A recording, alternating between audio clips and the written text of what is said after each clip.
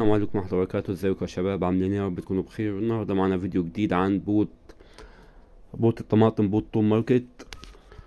ما تنساش بقى تشترك في القناة وتعمل لايك للفيديو ده وتشترك معانا في قناة التليجرام عشان يوصلك كل شيء جديد أول بأول. بالنسبة لبوت الطماطم، بوت توم ماركت، في خبر عن شراكة ما بينهم وبين لاكي تشين.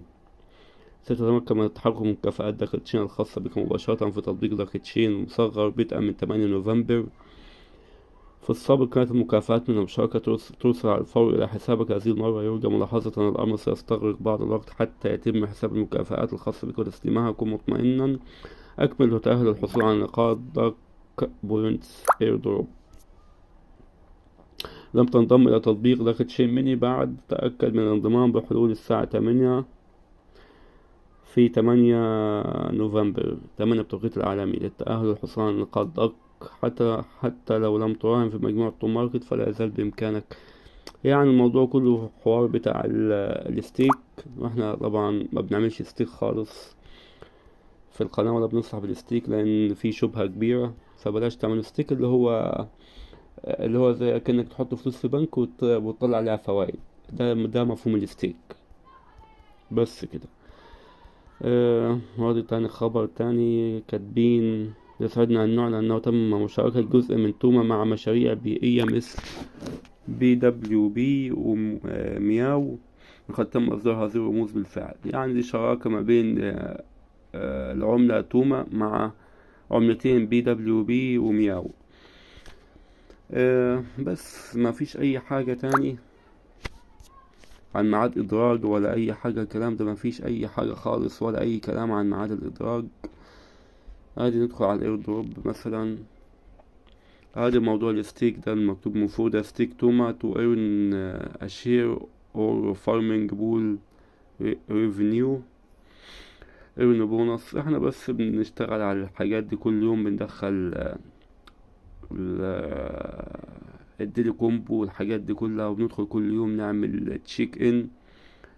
المفروض يعني يخلص يوم 10. المفروض يعني بعد يوم 10 نشوف ايه اللي هيحصل. يعني بعد يوم 8 يوم 10 مش عارفين بقى هل هيتم إدراج العملة ولا هنسحبها على المحافظ البيت جيت ولا ايه. محدش عارف لحد دلوقتي.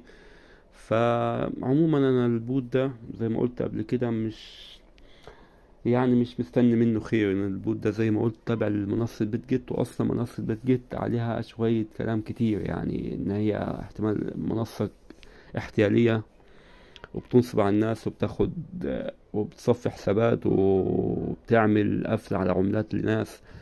في مشاكل كتير معاها مع منصة بيت جيت. فاحنا نستنى من بعد يوم 10 بإذن الله ونشوف الدنيا ماشية ازاي مع البوت ده. لكن انا زي ما قلت لكم انا مش مستني حاجة من البوت ده لان غالبا هيطلع بوت اي كلام. بس بدخل اعمل الديلي كومبو، وادخل اعمل كل يوم كده وفي نجوم اعملها، بعض المهام اعملها وبس على كده. لكن مش مهتم بيه قوي زي الاول، ومحدش يهتم بيه قوي. يعني تدخل تعمل الحاجات دي بس ما يبقاش تركيزك عليه. تركز على البوتات اللي احنا شارحينها على القناة زي اونوس وزي بوت CEX.io. دي بوتات قوية ممكن نركز فيها، نطلع بإذن الله منها أرباح كويسة. لكن البوت لسه ما فيش أي حاجة عن ميعاد الإدراج، لسه ما قالوش هنسحبها على المحافظ ولا على المنصات. اما نشوف اخرتها ايه وخلينا ورا الكذاب. فربنا يسهل باذن الله وما يطلعش بوت نصاب واطلع انا اللي غلط باذن الله رب العالمين. وده كان فيديو النهارده. ما تنساش تشترك في القناه لو عجبك الفيديو، وتعمل لايك للفيديو ده، وتشترك معنا في قناه التليجرام عشان يوصلك كل شيء جديد اول باول. وهسيب لك اللينكات تحت، لينك البوت ولينك قناتنا على تليجرام ولينك بوت اونوس ولينك بوت CEX. يلا يا شباب، في امان الله، موفقين جميعا.